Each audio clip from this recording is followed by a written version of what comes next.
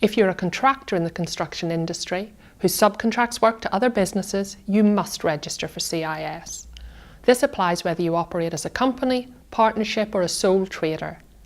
If you're a subcontractor who works on larger projects for a main contractor, you have the option to register for CIS, and there are benefits to doing this. If you're a contractor and a subcontractor, you must register for both schemes. There are exceptions for businesses that only do certain jobs, for example architecture or surveying, carpet fitting and delivery. The full list is on the HMRC website. If your business is not in the construction industry but carries out £1 million of construction work in any 3-year period, you will also be required to register. Under CIS, contractors deduct money from their payments to subcontractors and pay it over to HMRC. In simple terms, the deduction applies to the labour element of invoices, not materials or VAT. Specific details of the calculation are given on the HMRC website. The deduction counts as an advance payment towards the subcontractor's tax and national insurance. If the subcontractor is registered for CIS, the deduction is 20%. If the subcontractor is not registered for CIS, the deduction increases to 30%. If you're a registered subcontractor, you can apply for gross payment status, which means no deduction is taken, but you must meet these conditions to qualify. The business is carried on in the UK and has a bank account. The business has paid its tax and national insurance on time in the past, and the business must meet minimum turnover limits specified on the HMRC website.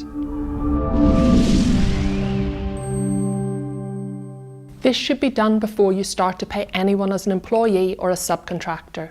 To register as a contractor, you need to first register with an employer with HMRC.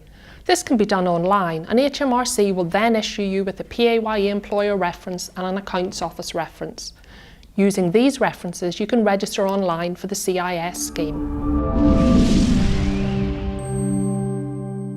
Subcontractors register online on the HMRC website by providing business information including the unique taxpayer reference number. A contractor must file monthly online returns with HMRC.